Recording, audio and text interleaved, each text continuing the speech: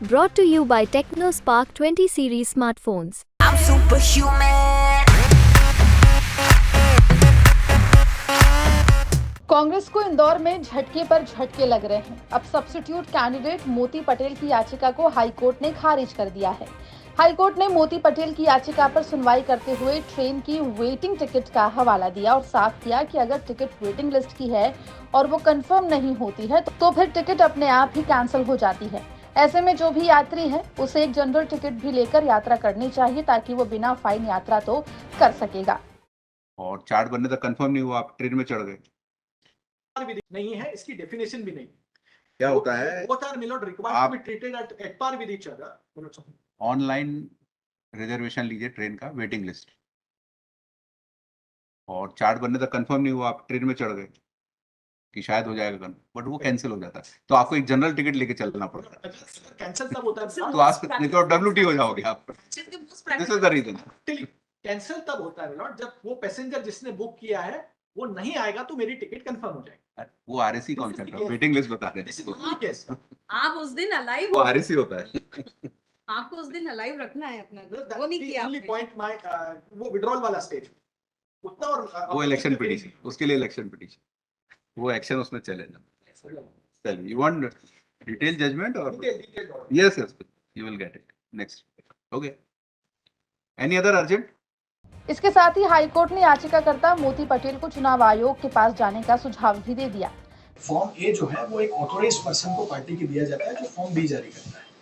Form B जब जारी हुआ तो उसमें पहला नाम उस कैंडिडेट का था जिसने विड्रॉ कर लिया, दूसरा नाम मोती सिंह जी का था। अगर इन दोनों नामों के अलावा कोई तीसरा नाम देना है तो 13A रूल फोर्स में आता है। पहले वाला फॉर्म बी विड्रॉ होता है और दूसरा नया फॉर्म बी इशू होता है।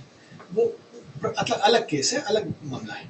सुनवाई के दौरान तक कहीं ना कहीं जो न्यायाधीश हैं वो इसको पूरे मामले खारिज कर रहे थे। उन्होंने ये कहा कि फॉर्म पहले नामांकन पहले ही खारिज हो चुका था और उन्होंने शायद आपसे इस पे पूछा भी था कि ये खारिज हो चुका है तो उस पर भी क्यों आगे की उसमें कोई कंफ्यूजन नहीं है कि नॉमिनेशन खारिज हुआ। हमारा ये कहना है कि दो स्थितियां होती हैं। पहला, अगर प्रत्याशी जो अप्रूव्ड कैंडिडेट है पहला, उसका नामांकन खारिज हो जाएगा तो मोती सिंह जी का एक्सेप्ट होगा।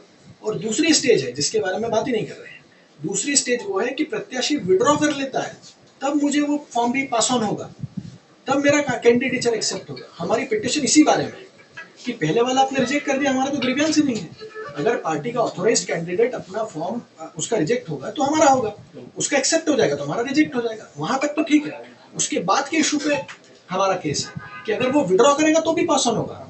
आप कोई अवसर, अगर मान लीजिए 10 साइन नहीं है, 1 साइन का कुछ झगड़ा भी मान लें, तो आपको एक दिन की अपॉर्चुनिटी देनी थी कि भाई 10 प्रपोजल नहीं है, इस पे साइन कर दो, उसका भी प्रोविजन है।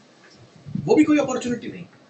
विभोर भैया लगभग 3 घंटे थे इस पूरे प्रोसेस में जब उन्होंने विड्रॉ किया अपनी, जब लास्ट टाइम था, तो इस दौरान क्या कुछ एक्शन ले सकता था निर्वाचन आयोग या फिर जो निर्वाचन अधिकारी ये कह रहे हैं कि पास ऑन करना चाहिए था फॉर्म बी का स्टैट्यूटरी राइट नियम के हिसाब से जनरेट किया है सब्स्टिट्यूट कैंडिडेट के बारे में। सब्स्टिट्यूट कैंडिडेट के लीगल राइट्स क्या हैं वो डिफाइन नहीं हुए हैं। कंटेस्टिंग कैंडिडेट डिफाइन नहीं है, न एक्ट में है न रूल्स में है। तो आपको अधिकार बताना पड़ेगा कि सब्स्टिट्यूट कैंडिडेट को का अधिकार नॉमिनेशन फॉर्म भरने का कब तक है। अगर कैंडिडेट ऐसे सारे अगर उसने नॉमिनेशन फॉर्म विड्रॉ किया तो मेरा राइट जनरेट होगा, ऐसा रूल कह रहे हैं। तो आप अगर मेरा फॉर्म पहले ही आप हटा दोगे कि भाई उसका एक्सेप्ट कर लिया इसलिए आपका रिजेक्ट कर दिया, तो अब विड्रॉल के बाद मेरा नंबर कब आएगा? दरअसल कांग्रेस प्रत्याशी अक्षय बम के नामांकन वापसी के बाद से डमी कैंडिडेट मोती पटेल ने हाईकोर्ट का रुख किया था। अपनी याचिका में मोती पटेल ने कहा था कि नियम अनुसार कांग्रेस प्रत्याशी का नामांकन यदि निरस्त हो जाता है या वे नाम वापस ले लेते हैं तो डमी प्रत्याशी ही अधिकृत प्रत्याशी माना जाता है।